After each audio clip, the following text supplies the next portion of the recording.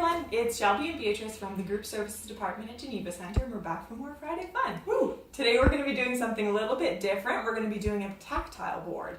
So the idea behind that, it's just kind of a board that you can put up in your space to have your kids explore different textures, different feelings, engage the senses really. It's a great activity because it can be really individualized. Looking forward to it. As usual, we're going to be using stuff that we just have lying around the house, so let's get into it. Okay, we're going to start with just a piece of particle board. Cardboard would also do if you had that, or a wood plank. Here's pumpkin.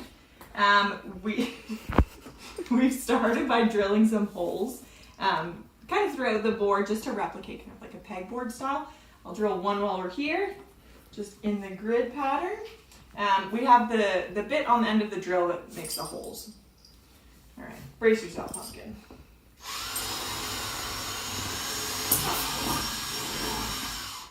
Okay. Investigator. Okay, so we've got the holes here, and we're good to get started.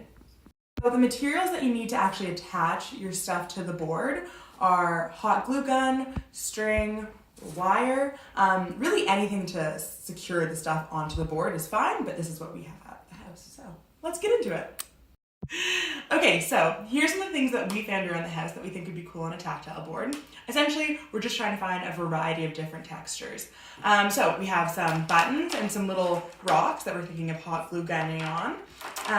Googly eyes, nice sound, and they feel cool. Aluminum foil, we're thinking of making a whole patch of that, and then that's cool because it sounds nice and it reflects light and it's kind of like a mirror. And then we have some yarn, which is very nice, really soft. We have a truck that we were thinking of pinning on backwards, so then you get to actually play with the wheels. There, it's a nice sound and a nice feeling. And then we have some gloves. You can either fill them up with air or make an actual sensory bag and pin it up. So then that's pretty juxtaposing feeling.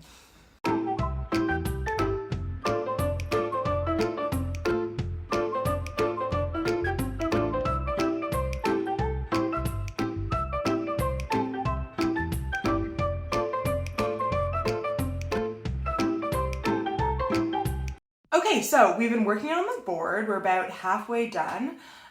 So on my end, I've been hot gluing down some aluminum foil, and then I've been making just kind of like a row of sensory things. So I've got some googly eyes, some buttons that we found around the house, and then some little weird gems. I don't actually know what these are, but... And then Shelb's doing some cool stuff over there. Yeah, so essentially I just took string, threaded it through the holes here, and then just put some penne noodles through the string. And then over here, we tied some string through the holes, and then to that we attached some of this thick yarn. Feels really cool, kind of got a curl to it. So I'll probably do another row of that now.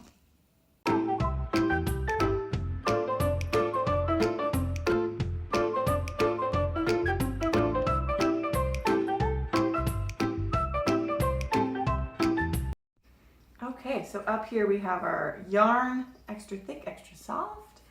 Got our noodle string, got cups, little car. We've got sensory bags that are extra gooey over here, some cinnamon hearts, more sensory. Over here we have the tinfoil corner, as well as some bike lights that shine down on them, which is cool. And then we've got some pennies, some buttons, some googly eyes, some garden rocks and stones there as well.